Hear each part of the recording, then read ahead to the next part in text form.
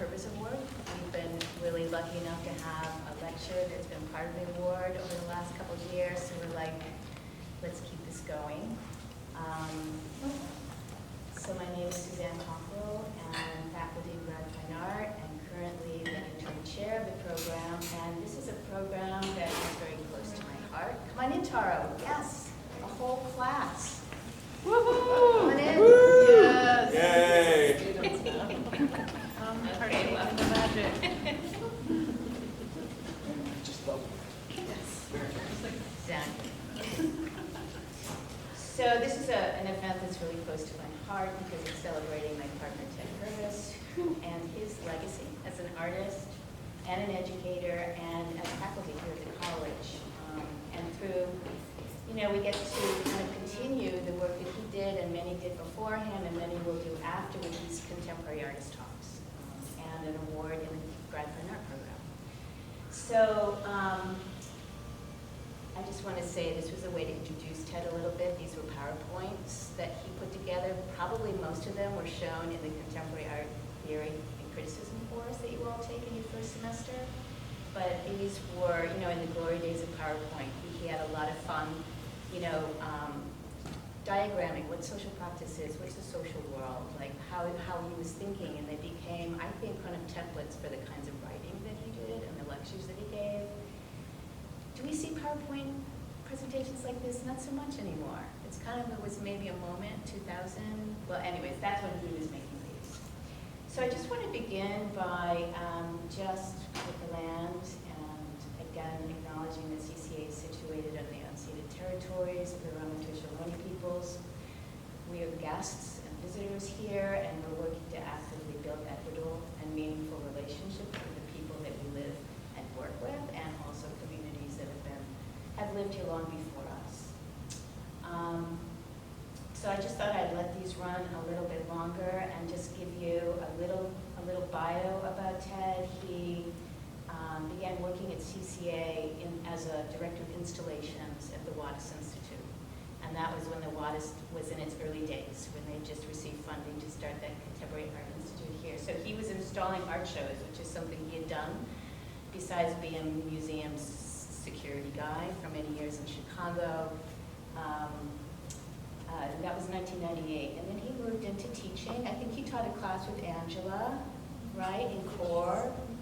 So he taught Critty with you. Like he sort of started to get into teaching, and he became the MFA thesis advisor. That was one of his later positions, and worked with Maria. And then he held the position of Grad Fine Art Chair for about 10 years. So, and in that time, he was instrumental in launching, one of the first social practice curriculum in the United States. So, one thing that we're doing in the program is really trying to keep that torch alive and keep. And I think social practice is something that is, we see it filtered through a lot of different curriculum courses, but we don't have like those hardcore courses, and we're really working to build those up again. So this is the second year of the Ted Purves Award, which is specifically for graduate fine arts students. This is a cash award that helps students to not only propose and experiment thinking through what a socially engaged project can be, and it's to be completed over the next year. So this year it's a $2,000 grant, and those applications are due on Monday night. So we thought it would be great to have a lecture. Aaron is also going to do a workshop on Friday, and then help you brainstorm. Think about if you're going to propose, what you might want to propose. So it supports an opportunity outside of the studio and in real-world social and community contexts. And that award will also offer some mentorship, over the year, like how to write a full proposal, build it into a description, build a timeline, a project impact statement, things that you could take with you and move into another kind of context of looking for applying for grants, etc. So I'm also really happy to bring back Zijing Han, who graduated last year from the Graduate Fine Art Program, and she was the awardee last year. It was our first year. And I wanted to invite Zijing, who is going to speak about her project and give us an idea of what she's up to over the last year. And then I'll introduce Erin.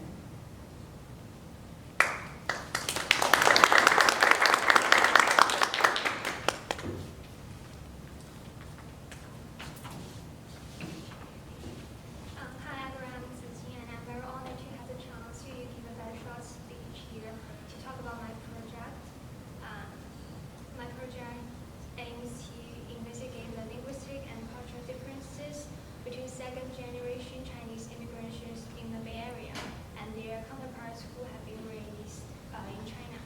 I conducted a series of independent interviews with second-generation residents, collecting data such as language use, usage, and cultural attitudes about being a Chinese immigrant. Last year, I worked as a teacher at an art education institution for a period of like 10 months. My experience working at this education institution has provided me with the opportunity to deeply observe and understand the language habits and communication styles among young-age American-born Chinese students from different backgrounds. I have noticed that most of them tends to be very quiet and introverted. They preferring to communicate in Chinese or Cantonese. This may be because Chinese is the primary language of communication in their family and community, while English is more commonly used in school and social settings. However, I also found that a small number of American-born Chinese students, while they are able to understand Chinese, they feel less confidence in speaking it confidently, so they prefer to use English. But compared to them, like mixed race students are more outgoing and proactive, expressing their needs and ideas with confidence in English. This may be related to the language environment they are exposed to at home, where English may be used more frequently. And this observation has made me realize that language usage is influenced not only by culture and family background, but also by individual personality and experience. My conversations with adult American-born Chinese presented a very different situation. In our interviews, they all mentioned the experience of being sent to a language school when they were very young, which coupled with the challenge of balancing academics proved to be very quite tiring. As a result, most of them gave up attending language school during their middle school years. Some of them have grown up and regained their interest in Chinese. When we are going to have our conversations, we don't have a specific topic in mind. Usually we discuss recent events in our lives. So then we ask different friends for their opinions on these matters, observing their language habits based on how they express themselves regarding these topics. I will give you all some examples of different aspects that we investigated. During a discussion about holidays, a friend mentioned celebrating 过年, Chinese New Year, instead of 春节, Spring Festival, which is more formal term. This choice of expression could stem from personal upbringing or cultural familiarity. And another participant described their weekend plans as 看电影, watching movies rather than 去看电影, going to watch movies. This omission of proportion to go, 去, would suggest a more cultural or informal tone in their speech.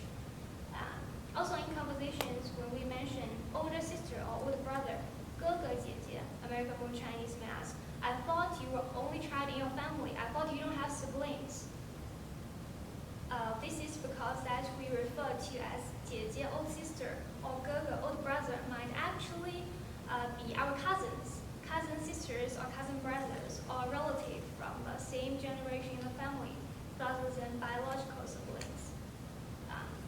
And there's a very interesting thing like during a daily conversation with one of the participants, mentioned his parents, and he said 妈爸 to me in Chinese, which usually we call 爸妈 in China, with 爸 before 妈, because this second generation immigrant was not fully influenced by traditional Chinese culture. He said 妈爸 instead of 爸妈. When I told him, he immediately corrected himself. I think he was like unintentionally aware of the patriarchal implications of the traditional Chinese expression, and we didn't even react to why he said 妈爸.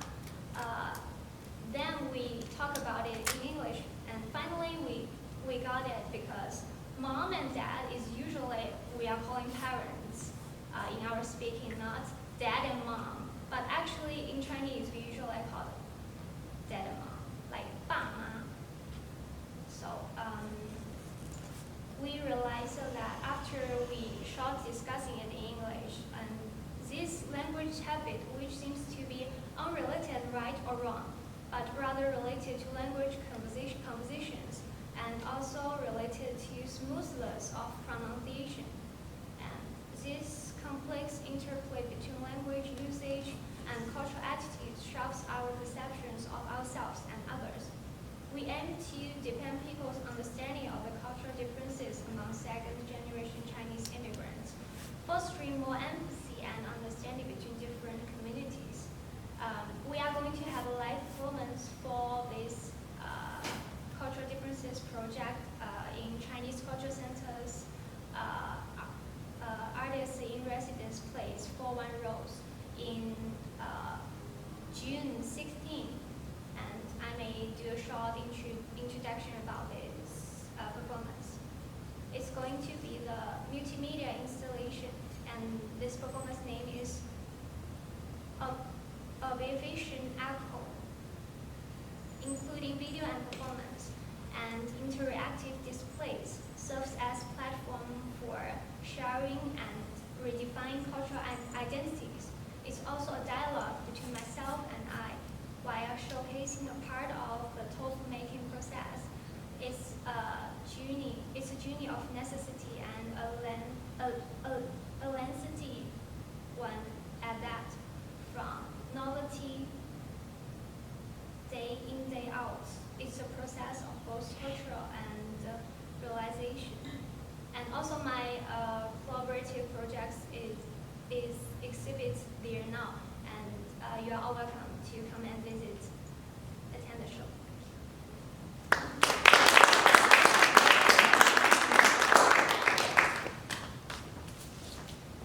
That's amazing, Gigi. It's really great to hear you. Thank you, Purves. I'm so nervous.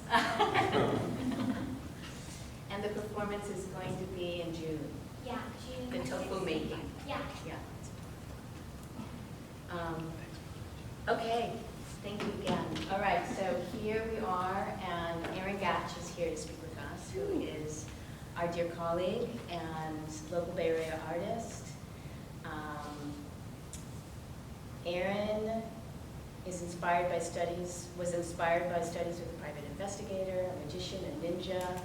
He established the Center for Tactical Magic in 2000 as a collaborative authoring framework dedicated to the coalescence of art, magic, and creative tactics for encouraging positive social change. Although the collaborations take many different forms, their work is largely the result of creative partnerships with a wide array of individuals and organizations, including hypnotists, biologists, engineers, activists, nurses, military intelligence officers, journalists, radical ecologists, former bank robbers, security experts, street vendors, community organizers, and plants, and many more. So the Center for Tactical Magic projects have been presented by the San Francisco Museum of Modern Art, Massachusetts Museum of Contemporary Art, Hayward Gallery, London, Museo d'Arte Contemporaneo de Vigo in Spain, Toronto, and plenty of back alleys, byways, and crevices. In addition, his work and writing have been featured by the New York Times, MIT Press, Whitechapel Gallery, Art Papers, Freeze, Damn Magazine, Maxim and Rock and Roll, and others. Really happy to have you here today, Aaron. Thank you so much.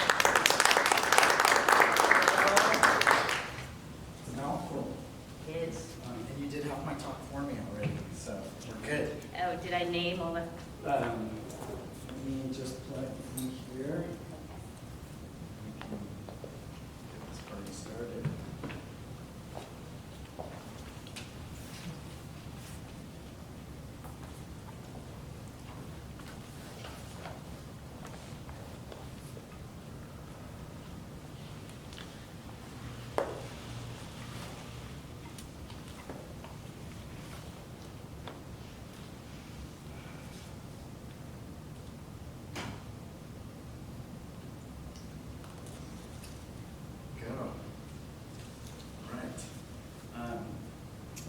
Thanks, Suzanne, for the introduction and for organizing this event.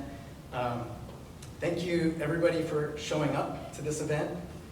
Thank you, Peter, for inviting me to do this talk back in the fall. This particular talk, I'm really very honored because I think Ted had an enormous influence here at CCA and in this art scene, in the development of social practice as an art form. And I first met Ted almost 25 years ago. Wow. Here at CCA. And next year, it will be 25 years since I started the Center for Tactical Magic as a collective authoring strategy for doing, like Suzanne said, a really wide range of collaborative projects that mix together art and activism and all stripes of magic. And that makes organizing a talk like this both, I think, kind of exciting and also a little bit daunting, because I know that some of you have heard me talk before and you kind of know my shtick and you've seen some of this work, and others of you probably have no freaking idea like what I do, especially since I don't author the work under my own name. It's authored under Center for Tactical Magic. So in putting this talk together, there's, I think, necessarily some new stuff that I'm going to share, but I'm also going to dance a little bit to the classics, and it'll be kind of a mashup, and we'll have to do some time traveling together as we get into this.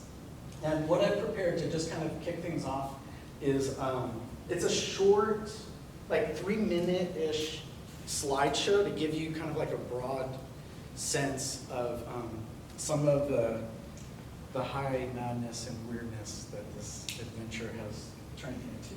So I'm going to start it here, and you'll see kind of as we go into it that it takes a lot of different forms. There's sculpture and installation and new media and video. There's performance and, of course, social practice.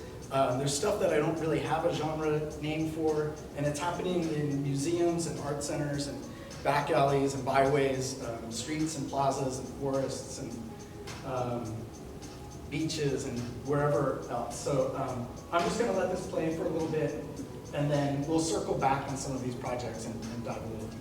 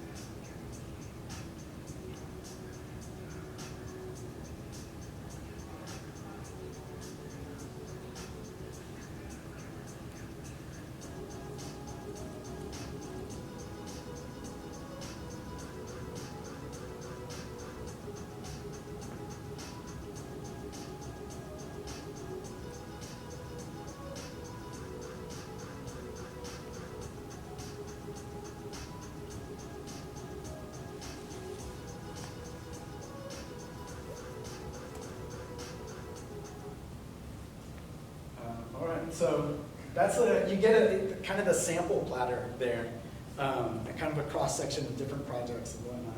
But the kind of impetus for starting this adventure out really came out of the kind of anti-globalization movement in the 1990s, and looking at a lot of like really kind of tired old protest tactics and aesthetics, just a kind of regurgitation of a lot of what had come before in the 1960s, and feeling like as artists and activists that we could really do better, and wanting to try and figure that out. And that kind of evolved into research, into thinking about how power gets expressed, and how we understand power, whether that's individually or communally or nationally or transnationally. And then through that, I began reaching out to people that I thought had really unique understandings of power in their day-to-day activities. So as Suzanne mentioned, people like a private investigator or a magician or a ninja.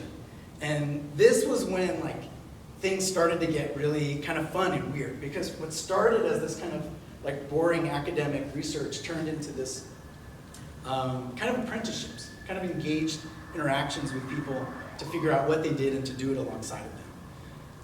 And then there was this moment of surprise that happened almost immediately with meeting with them for the first time, and that was the realization that all three of them were using secret pockets in their day-to-day activities.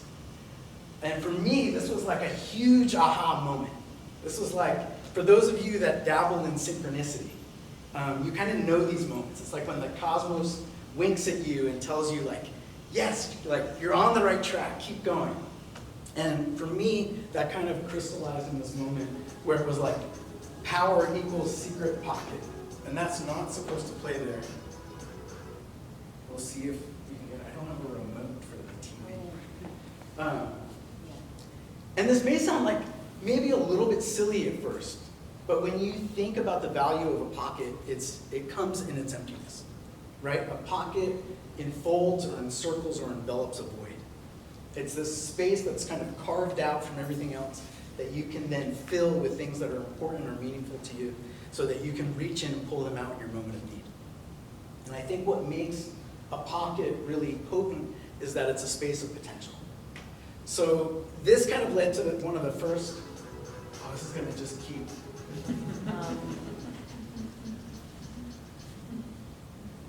I swear I tried this at home.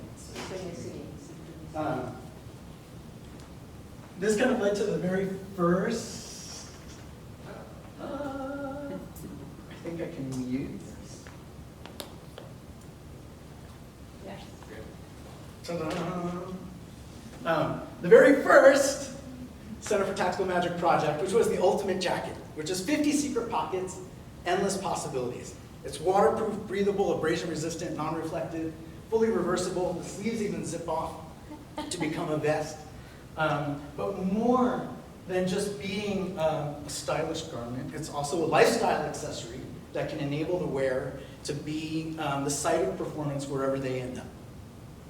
Right? This is the idea that you have on you and within you everything that you need for whatever's happening around you at a moment's notice. That you're kind of this mobile agent of change wherever you go. And this layering of pockets becomes not only part of the Ultimate Jacket, but it also kind of sets up a lot of Center for Tactical Magic projects in thinking of them as this kind of layering of secret pockets, this carving out of space from the status quo that can then be filled with kind of surprising encounters of different varieties.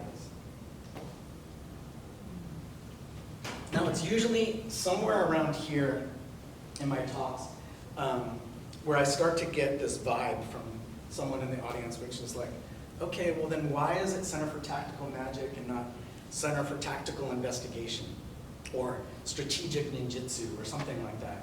And I want to just kind of take a moment to talk about this word magic, because it's really, I think it's really important. This is this word that we readily understand and we commonly use, but we often fail to understand that our own associations with this word, our own definitions of this word, can differ, sometimes really, really greatly, from the way that other people interpret and think about this word. And this has probably already happened the moment that we started this talk, or even the moment that Suzanne first introduced me, where some people are like, already starting to like burn me with suspicion about like what kind of magic are we talking about here? Like what do you mean when you say magic? And the truth of it is, I mean all of it. That we're not talking about one thing that's magic. We're talking about a spectrum of magics, right? Yes, we're talking about tricks, but we're also talking about spells. Yes, we're talking about sparkles, but we're also talking about illusions. And everything in between, which is a lot, right? Because this word magic means so many different things. It's also where magic gets some of its power. And in my own practice, I'm not making art about magic. I'm trying to make magic with my art. And there's a real distinction there. And of course, like this power of magic to be many things at once is also a power that's kind of shared with art, because art also can be many things at once. And when we talk about bringing art and magic together in these pockets, there's a lot of different kinds of pockets that can contain different forms of combinations of art and magic. If we start with a familiar one, I'll let you in on a little secret, which is that even art venues and museums and art centers can be a kind of secret pocket, because they can enclose or hold or encounter a kind of space that might not be available elsewhere. And this is an exhibition that I curated about a year and a half ago, titled Probably Just the Wind, Death, Necropolitics, and Transformation. And lots of great folks in there, including CCA's own Angela Hennessy, who was gracious enough to participate in the show. Also in there was a former student of mine, Amaryllis, who now goes by Amaryllis Flowers, was in that show. And the show itself was, you know, in many ways, I think, a way to kind of process the pandemic and a whole bunch of other evil shit that's been happening in the world. And the thought, in part, was that maybe an art exhibition could actually be the kind of secular or non-religious space where people could come together and collectively reflect and grieve and mourn and discuss and maybe even laugh a little about some of the ideas that, quite frankly, our society has a really difficult time dealing with a lot of the time. So I'm not going to go through all of the work in the show and all of but I do want to give you a quick glimpse. And this time, no soundtrack, but I am going to read to you an excerpt from the curatorial statement that I wrote for it. Because I think that a lot of the ideas in there are still very present in our current moment. Probably Just the Wind is not merely a survey of art and death, nor is it a morbid fascination or fetishization of the loss of life. It's an attempt to reconcile such attitudes within a society and culture that has yet to fully come to terms with the ways in which it, or rather we, are in fact collaborators, accomplices, witnesses, victims, and ritual participants in a faded rainbow of thanatological expressions. Death has been called the great equalizer, and yet nothing is equal about the ways in which we encounter death. Death is both custom-tailored and mass-produced. It's sublimely private and grotesquely public. It's feared, avoided, instrumentalized, and at times even celebrated. Can an art exhibition about death be serious and somber while still being irreverent and celebratory? Does one cast a shadow over the other? Or is it possible that the shadows need the light to exist and vice versa? Although death is truly universal, we cannot passively suggest that death is merely an inevitable consequence of life without acknowledging that while death comes to all eventually, it does not come to all equally. The manner in which governments and corporations, institutions, economies, and societies create the conditions, laws, and actions that ultimately determine who lives and who dies has been termed necropolitics by the Cameroonian critical theorist Akili Mbembe. Through the lens of necropolitics, we come to find that death, while timeless, has not remained unchanged throughout history. On the contrary, it is through history, both distant and recent, that we come to see the ways in which the most pressing concerns and most popular cultural expressions are shaped by necropolitics in both the present and the future. In the tarot, the card representing death is frequently misunderstood to mean a literal death. However, tarot readers will readily inform you that the card most often represents a transformation, the end of one thing and the beginning of something new. Is it possible to approach our current necropolitical layout in the same manner? To properly grieve and mourn and remember, but also change, transform, revitalize, and celebrate. Now, some of the work in this exhibition will feel old.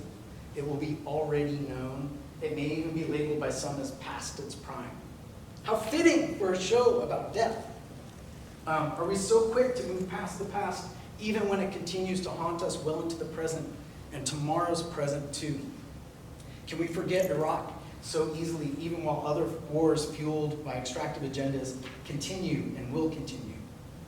Can we forget women's fight for rights and bodily autonomy in the 60s and 70s, even while such rights are assailed today? Can we forget lynchings and police violence that happened decades ago, years ago, weeks ago, yesterday, this morning? Can we forget school shootings that happened when we were kids, when we had kids, when we have grandkids? Can we forget species which have gone extinct or entire ecosystems which have vanished from the face of the earth only moments ago and only moments from now? Can we forget entire peoples, assailed communities, and our own friends and ancestors? Death doesn't mind if it feels old or forgotten or out of time. Death is timeless. And to speak of death is to speak of both the past and the future, but it's probably hardest to speak of it in the present. And for some, it is too close, while for others, it is trivialized or denied entirely. In Probably Just the Wind, artists, activists, and other cultural producers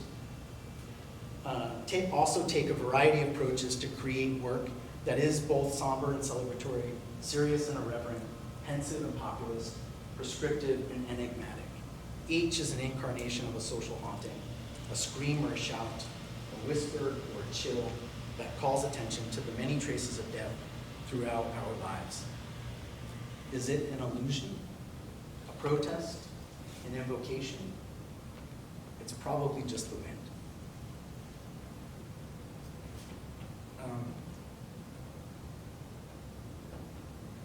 So that's a glimpse of trying to think of a show as a space to approach something that is difficult to approach, right?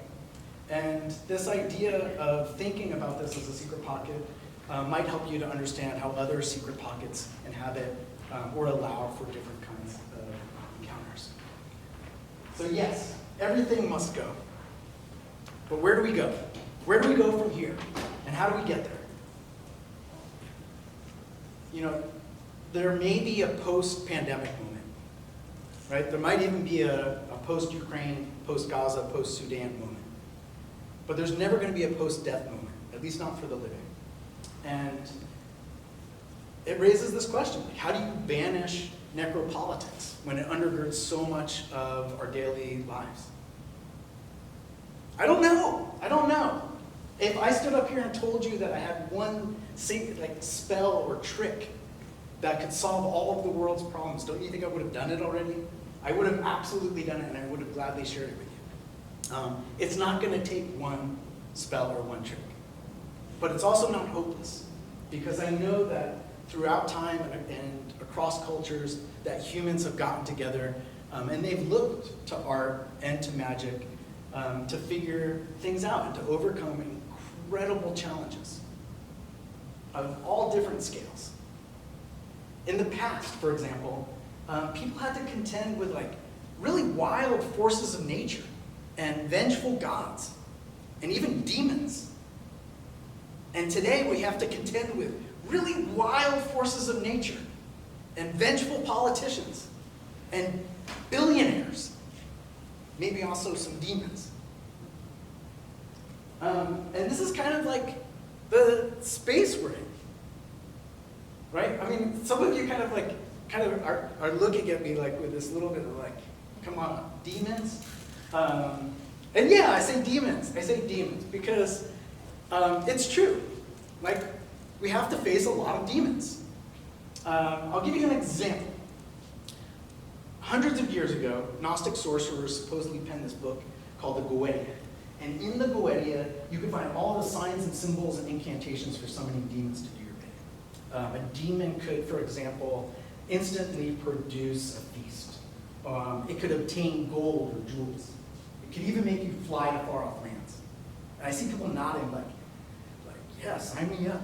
Like, introduce me to some of these demons. And the fact of the matter is, you already know them. I can show you, but I need something from you. Do you have a credit card?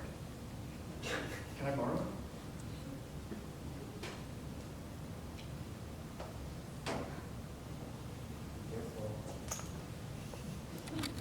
Do you know that this contains much of the same power that ancient sorcerers sought to obtain from demons? You're like, no. It's true. You could use it to obtain a feast, or gold or jewels, or even fly around the world, depending on your credit limit. And some of you are still a little skeptical, and you're like, no, it's just a flimsy plastic card, right? That, of course, can be easily replaced. And it's not the card itself that we're talking about. The card is not the demon. The card is merely attached to this invisible, infernal, all-encompassing system of investment, finance, and indebtedness that clings to your personal data, right? Your digital soul, as it were. That is the demon. Projects like the bank heist contest were kind of like a communal exorcism of demons like this. It was a $1,000 prize for coming up with the best bank robbery proposal to be judged by a panel of experts, including a bank security expert, a former bank robber, and a curator, who was Valerie Imus from Southern Exposure. And it included a whole bunch of other things. It included an installation where the money was on display, and there were 3 generations of typography from wanted posters. There was a workshop. The bank robber gave a talk. There was a soundtrack. There was a proposal viewing area. There was a whole bunch of other stuff involved. But at the core of this project, it was really a conceptual artwork that began the moment you told someone that they could win $1,000 for coming up with a way to rob a bank.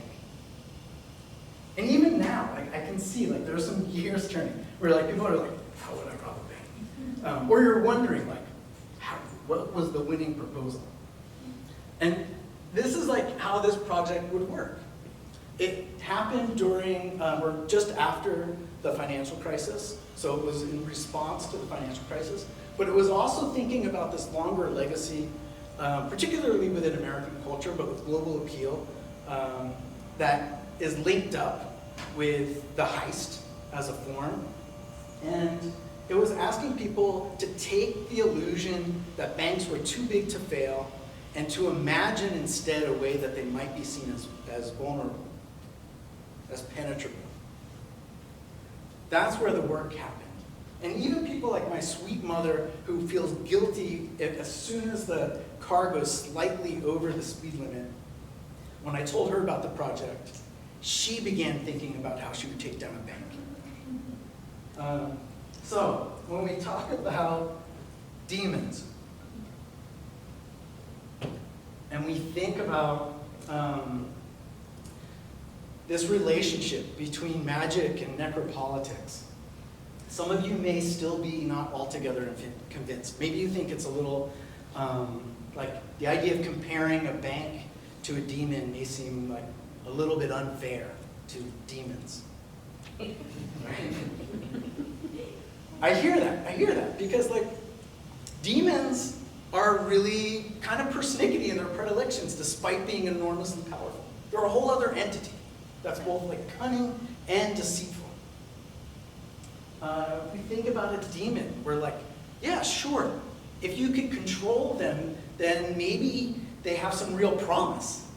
But that's a big if, because if you can't, if their powers get unleashed irresponsibly, well then things can be really catastrophic, like quite horrific. So maybe demons are somewhat worse than banks. Maybe they're more like, oh, I don't know, artificial intelligence. Right? And this is true. It can be really hard to tell the difference between a demon and an AI. Which is why it's time to play everybody's favorite game. Say it with me all together. Demons! Or AI? All right, here's how it works. I'm going to read a statement, and you will shout out whether you think it's a demon, it applies to a demon, to an AI, to neither, or to both. Let's try a little practice, a little warm-up. Repeat after me. Demon! Demon. Oh, we can do better than that. Like, really bring out your inner metal. Demon! Demon. Yeah. AI! AI. Demon! Demon. AI!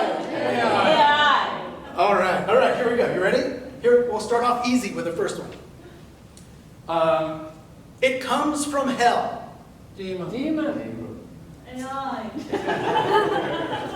It is inhuman.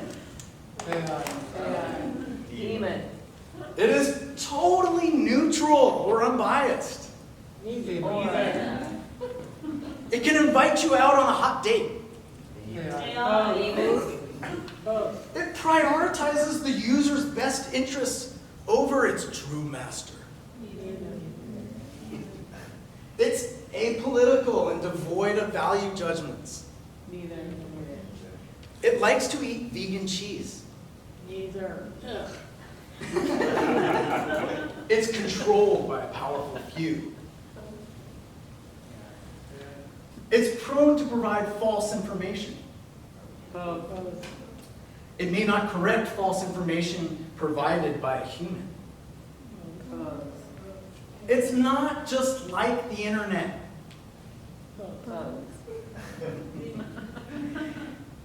It may employ methods or processes that are invisible and incomprehensible to humans, even those who brought it into existence.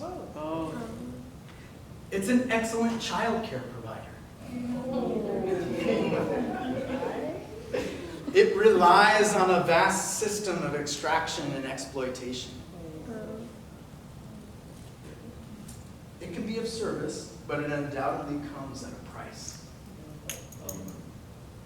It could usher in a new dark ages. It's a creativity enhancer.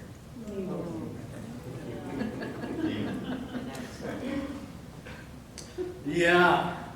This little game was, or is, I should say, part of a larger performance lecture that kind of combines some approaches from spiritualism, from Dada, and from a now kind of antiquated form of magic known as lecture magic that would often introduce a scientific discovery or technology before getting into a kind of magic show. And in this one, what starts off as a kind of lecture on art and magic spirals into an interactive performance in which the audience helps to conduct a participatory drawing contest between a demon and an AI. Kind of a way to illuminate some of the shadowy corners of the AI debate. And as you can see, things get weird. Similarly, in the psychobotany lecture series, what starts off as a lecture on human and plant communication also kind of twists and turns and eventually becomes a participatory engagement with plants to produce blindfolded drawings and to see how plants are responding to stimuli from the audience. This is part of a larger body of work around this concept of psychobotany that I coined, I don't know, 18 years ago. through a whole other thing.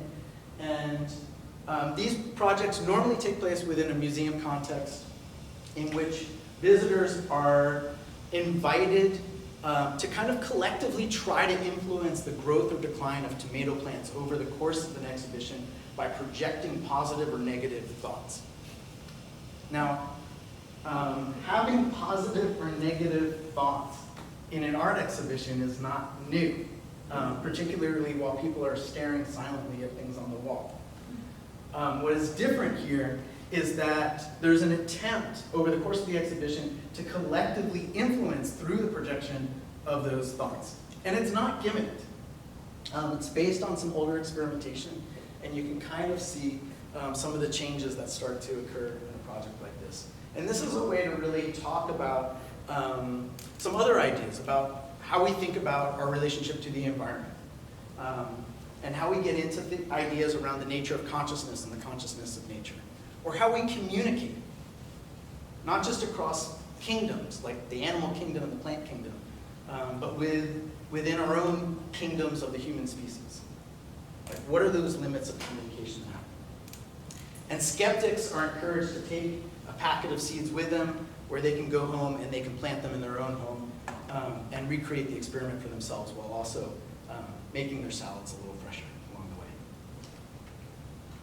This gets at kind of this idea of, or at least one example of this idea of, like, what is a magical art? And I want to throw out this definition that it came about from kind of an obscure art historian from the 1930s named R.G. Collingwood, who was kind of ahead of his time in thinking about magical art as being a subset of other forms of art. And he wrote that a magical art is an art that is evocative of some emotions over other emotions to discharge them into the affairs of practical life. Discharge them into the affairs of practical life. This is the key distinction here. Lots of art is representational. All the time we make art that is about something, that shows something, that tells something. The moment an artwork is trying to produce not only affect, but also effects, that is the transition into that magical space. Right? Again, not work about magic, but work that is trying to produce magic. One example of this is a body of work called the Witches' Cradles. The Witches' Cradles are based on a medieval torture device in which an accused witch would be stuffed into a sack. The sack would be suspended from a tree. It would be spun, and then it would induce hallucinations. And the historical notes are unclear as to whether that was the punishment or that was used to elicit maybe more colorful testimony. But what they do suggest is that witches then later adopted this form to intentionally create altered states of consciousness that could enhance their rituals. And then that act of reclaiming gets echoed in this work, in which the cradle has now been replaced by a 5-pointed star. Participants then sit in the center of the 5-pointed star, which is a pentagon. The points of the star are folded overhead. As you guys know, a collapsed star is a black hole. A black hole is where the event horizon happens, which is leading up to a singularity where all possible outcomes exist simultaneously with the collapse of space-time. In work like this, for onlookers on the outside, it can feel like kind of a spectacle. But for participants that are inside of a cradle, it's the exact opposite. It's completely anti-spectacle. And in Western art, there's a tradition of, again, trying to passively, I don't know, or maybe like intentionally trying to project the artist's vision into a space for audiences to kind of passively receive. In work like the Witches' Cradles, there's something else which is happening, which is that through sensory deprivation, the attempt is to facilitate the visionary process for the audience, who are functioning as participants. And this is a shift, because now they're conjuring their own altered state of consciousness, which might also be, potentially, hopefully, imagining maybe an altered political state that exists without torture. This, of course, is also a witch's cradle, but in a social format where the cradle changes. 13 people ride at a time inside of the VW bus. And you can kind of get a glimpse for how this project kind of bumps along. So this also kind of raises this question about when something becomes tactical. And that is when the work is also operating in direct relationship to the context or conditions in which it exists. That it's not separate or devoid from them. This kind of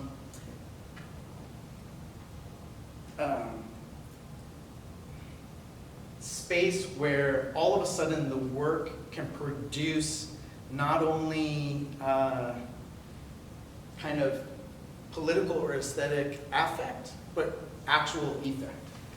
And one kind of greatest hits example from the Center for Tactical Magic is the Tactical Ice Cream Unit. This is kind of the bastard love child of a police command van meets an anarchist ice cream truck that travel around the country distributing free ice cream and activist info from a variety of community organizations.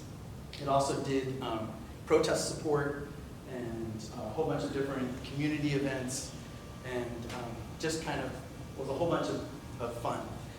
I've talked about this work extensively in the past, so I'm kind of going to gloss over it for today, but maybe it'll come up in the Q&A and we can kind of jump back into it.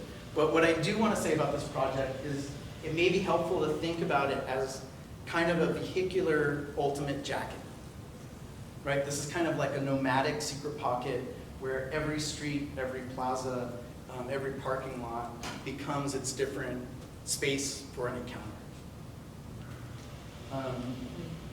And that kind of enmeshing between when something is clearly identifiable as an artwork, or as magic, or as politics, versus when the visible and the invisible come together to create this kind of strange moment, this unexpected moment, this uncanny moment. This is when we get into something that sometimes gets termed the distribution of the sensible. It's from this French critical theorist named Jacques Rancière that you may have heard of. And it's interesting to think about, like, when are we making art that looks like art because we feel like that's what we're supposed to be making? And what would it mean to make art that doesn't look like art? The same is true of our activism. What would it look like to have a politics that doesn't look like politics? Or a magic that doesn't look like magic? As soon as you throw something out of the sanctity of an enshrined art venue and into the public space, things get freaky fast. It's weird out there. I don't know if you've been out there, if you're making work in the public, but anything and everything can happen. Like, you can really start unleashing all kinds of forces. And this is certainly true of the Center for Tactical Magic's ice cream unit. This was from our very first event that we did with it back in 2005. It was a police accountability rally that we co-organized. And the police showed up and tried to shut it down. They didn't. This was from Indianapolis when the police covertly searched the vehicle without our knowledge or consent and got caught on our onboard surveillance system, which they mistakenly thought was off.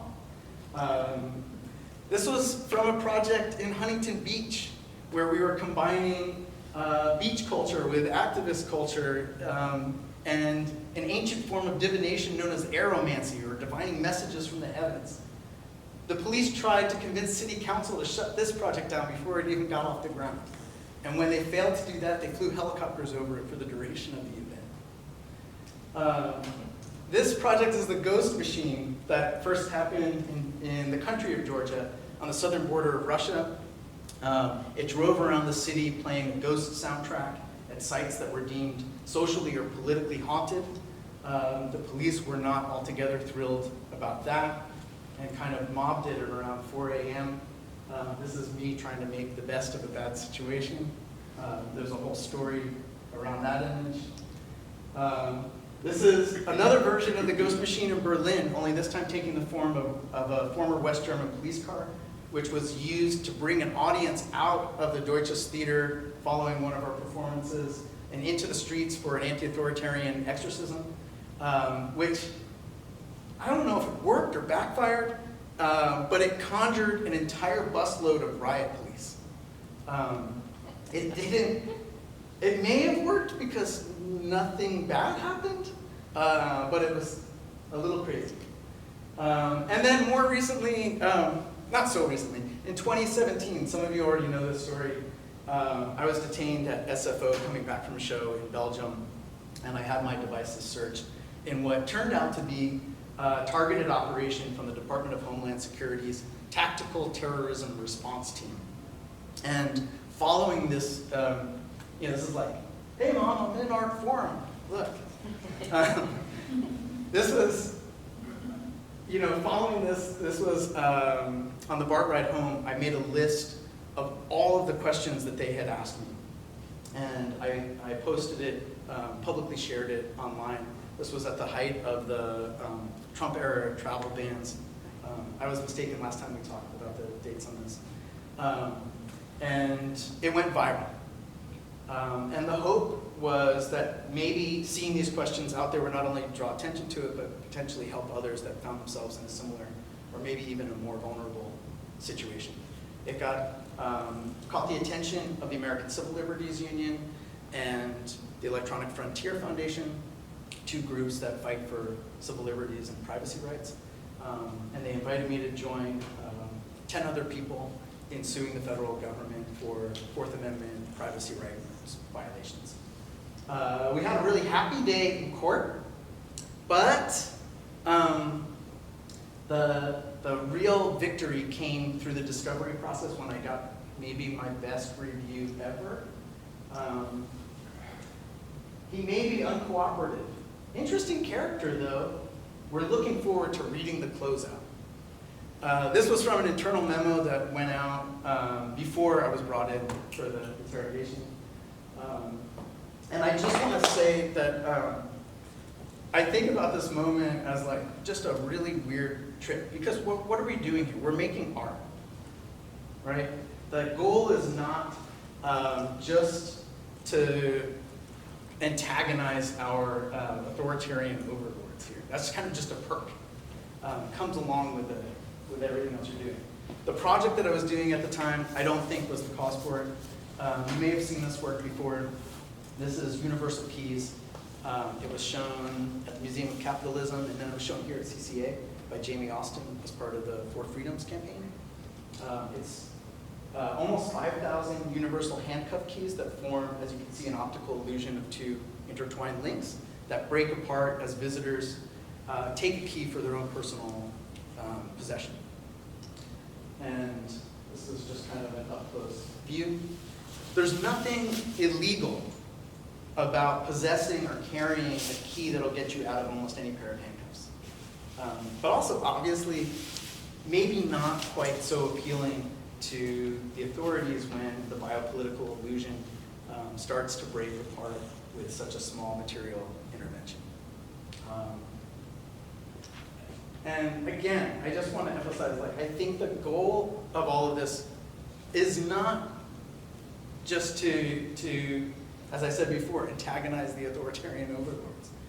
What we're doing when we make art, when we use our creativity, when we share it with others, is we are part of creating reality in those moments. And that's really powerful. And I think that's not to be taken lightly. And I've been extraordinarily lucky in this life, in that I have kind of found a way where my art is able to create a lot of joy for myself, and then hopefully people enjoy it along the way too. It's allowed me to meet some of my favorite heroes in the world that are doing all kinds of weird stuff, including in the arts. I've conspired with bank robbers, as we've seen. I've interrogated FBI agents. I got to share ice cream with Starhawk and tea with Bobby Seale. And I even, one time, had to be initiated as a druid in order to show a particular work of art in a show that I was curating. This sounds really weird. It's not a boast. It's kind of this like euphoric gratitude for a series of spells that just worked. And when I say that your reality is largely bound up in your own imagination, I mean it. That's, I think, the truth about art and magic, that it has that capacity to have these ripples out into reality in different ways. So the only remaining question is kind of, what reality do you want, and how do we do it together? Thank you, everyone.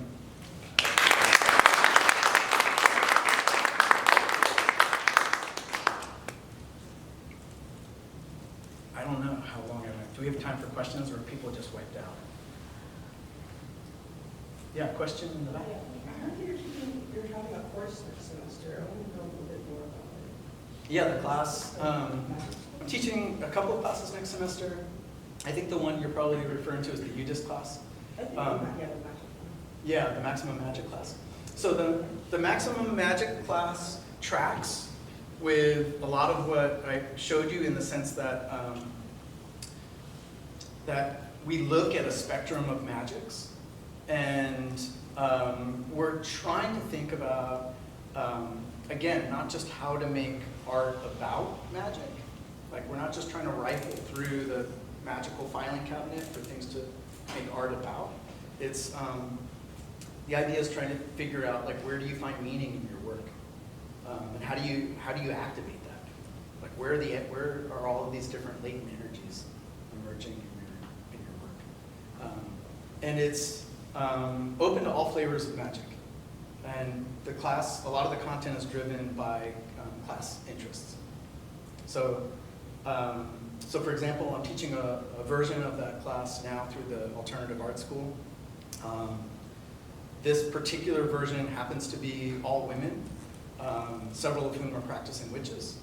And we're in a section of the class now where we're thinking decolonially about magic, about witchcraft and decoloniality. So it changes, it shifts all the time.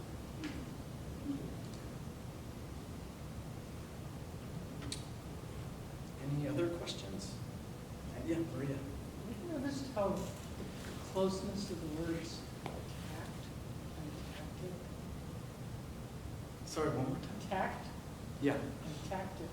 yeah. They're almost the same word, but they mean something else. Oh, they sure do. I was looking at it thinking, how could we vary tact inside tactic?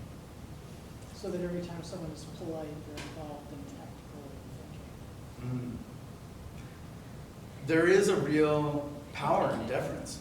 There's a history of that power, you know, particularly in relation to the African diaspora in the United States. But I also know it in my own work. You know, like,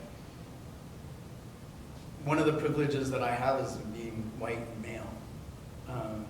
And one of the privileges that I also have in dealing with police is being diminutive in my stature, that I appear non-threatening. And I work with that. That there's something to be said for people in finding themselves in similar situations where the outcome doesn't go so well. And we know lots of those stories. But there is a relationship to power where sometimes we want to meet it head on. Like, we use this word in activism of resistance all the time. But another version of that is flow, right? And if you're a stick in the middle of the river, like, resistance is probably not your best move. But thinking about how to redirect flow might be. That's thinking tactically also. And we see this in other forms too. Like, if you see a march with like 50 people, they're not thinking tactically. If you see a march on a weekend through a closed financial district, it's not tactical, right? It has to intersect with the means and conditions that it's trying to affect.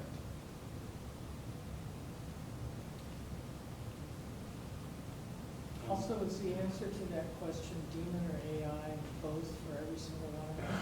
No, I don't think either one likes vegan cheese.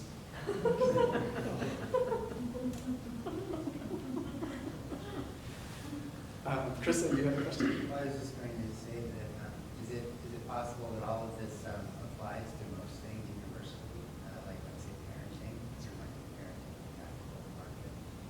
Is that kind of the take, is that it's just this all-encompassing sort of effect? It can be. I try not to be so cynical in my parenting. But I think there's a different set of relationality that happens. Like when we use that term, there's lots of terms within the realm of social practice, one of which is relational aesthetics.